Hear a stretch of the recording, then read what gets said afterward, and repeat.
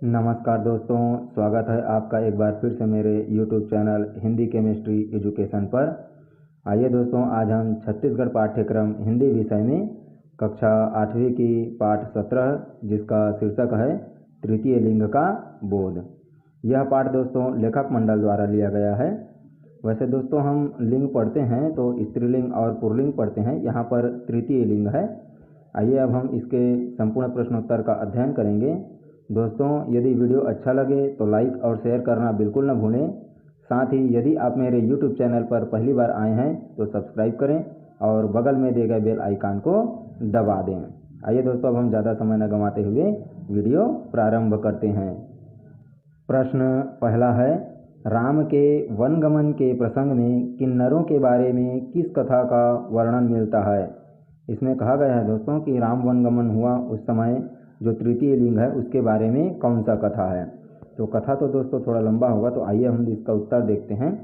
त्रेता युग में श्री राम 14 साल के लिए वनवास जा रहे थे। तब अयोध्यावासी सरयू नदी तक उन्हें छोड़ने आए थे।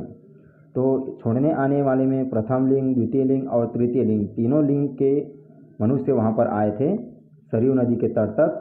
तो नदी के तट पर श्री राम 14 साल बाद उन्हें फिर से मिलने का आश्वासन देकर वापस घर जाने का निर्देश दिया। कहा जाता है राम की आज्ञा पाकर किन्नरों को छोड़कर सभी नर नारी वापस लौट आए। 14 साल बाद जब श्री राम वापस आए तो उन्होंने देखा कि सरयू नदी के तट पर कई किन्नर उसका इंतजार कर रहे हैं।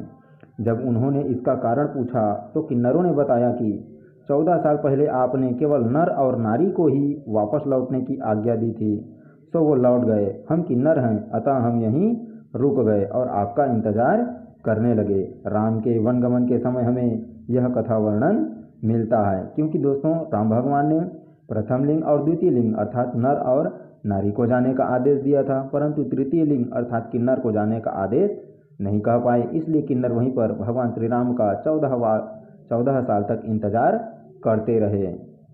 प्रश्न दूसरा है दोस्तों, शिखंडी कौन थे और क्यों प्रसिद्ध हुए। उत्तर है, शिखंडी महाराजा द्रुपद का पुत्र व द्रौपदी का भाई था जो एक किन्नर था। शिखंडी धर्म की रक्षा के लिए महाभारत का युद्ध लड़ा था। उसकी प्रतिभा को देखकर श्री कृष्ण ने उसे महाभारत के युद्ध में पांडवों के तरफ से सेनापति बनाया था। शिखंडी महारथी थे, इस प्रकार वे प्रसिद्ध हुए। प्रश्न तीसरा है, राम वनवास से वापस लौटते हुए किन्नरों को क्या आशीर्वाद दिए।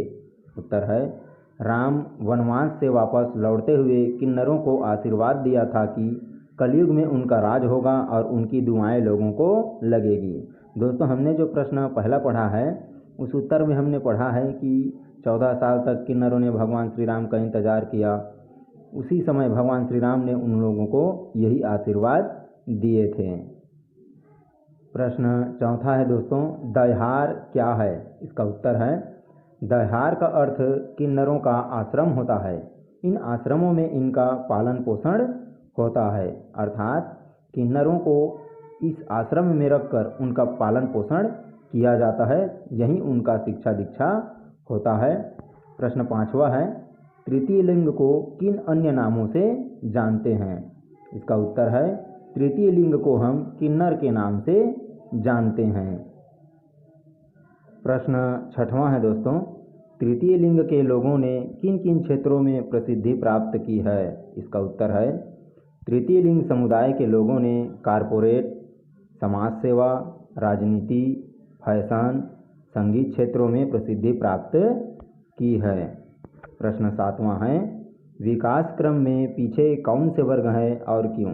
उत्तर है, विकास क्रम में पीछे तृतीय लिंग के समुदाय वर्ग हैं जो विकास क्रम में पीछे हो गए हैं।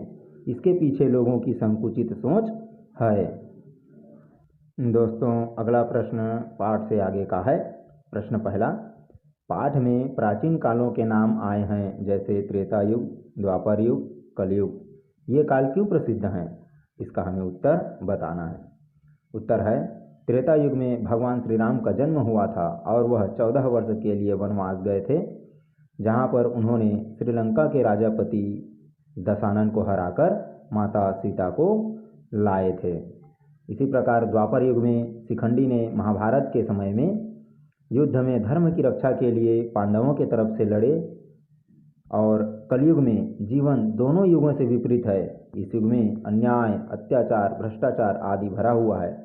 दोस्तों, हम संस्कृत में पढ़ते हैं, यत्र नार्यस्तु पूज्यन्ते रमन्ते तत्र देवताः, अर्थात जहाँ नारियों की पूजा होती है वहाँ देवता निवास करते हैं, परंतु यहाँ नारियों के साथ अच्छा सा व्यवहार नहीं होता, जो कि हमारे लिए बड़ा ही घातक है। प्रश्न दूसरा है दोस्तों, ऐसा दिखता है कि समाज में हर तबके के लोग अपनी आजीविका के लिए परिश्रम करते हैं और इसमें समाज से सहयोग मिलता है। तृतीय लिंग के लोगों को आजीविका के लिए संघर्ष क्यों करना पड़ता है? विचार कर लिखिए।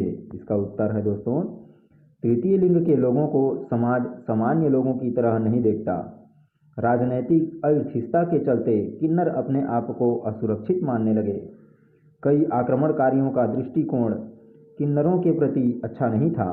किन्नर अपनी अस्मिता की रक्षा के लिए ज़्यादातर बाहर नहीं निकलते थे, केवल अपने आजीविका के लिए साल भर में 1 या 2 बार बधाई मांगने निकलते थे। इस कारण उन्हें अपने आजीविका के लिए संघर्ष करना पड़ता है। प्रश्न तीसरा है दोस्तों, कोई मनुष्य तृतीय लिंग का है, इसमें उसका क्या दोष है? हम उससे समाज के अन्य लोगों की तरह सामान्य व्यवहार क्यों नहीं कर पाते हैं? अपने विचार व्यक्त कीजिए। ये कह रहा है दोस्तों कि समाज में तृतीय लिंग के जो मनुष्य हैं उनके साथ हमें सामान्य व्यवहार क्यों नहीं कर पाते हैं, यह बताना है। साथ यह भी बताना है कि उन्होंने तृतीय लिंग में पैदा हुआ, इसमें उसका क्या दोष है। दोस्तों, यदि वीडियो अच्छा लगे तो लाइक और शेयर करना बिल्कुल न भूलें। साथ ही यदि आप हमारे यूट्यूब चैनल पर पहली बार आए हैं तो हमारे चैनल को सब्सक्राइब कर हमें सपोर्ट जरूर करें। साथ ही बगल में दिए गए बेल आइकन को दबा दें ताकि नेक्स्ट वीडियो का सबसे पहला नोटिफिकेशन आपको मिले। दोस्तों, इसी प्रकार आप कक्षा 5वीं और कक्षा 8वीं के हिंदी विषय के सारे पाठों को देखने के लिए हमारे वीडियो को सब्सक्राइब जरूर करें। आइए अब हम इसका उत्तर देखते हैं। कोई मनुष्य तृतीय लिंग का है, इसमें उसका कोई दोष नहीं, यह तो ईश्वर की देन है। दोस्तों, आप जानते ही होंगे, यह वाक्य पढ़ा जाता है कि बेटी बचाओ बेटी पढ़ाओ, क्योंकि लोग भ्रूण हत्या कर देते हैं। जैसे उन्हें पता चलता है कि माँ के गर्भ में लड़की है तो उनकी हत्या कर देते हैं, जो कि गलत है, क्योंकि उसमें उसका कोई दोष नहीं है। इसी प्रकार है दोस्तों, लोगों की निम्न मानसिकता, अज्ञानता के कारण किन्नरों से वे सामान्य व्यवहार नहीं कर पाते।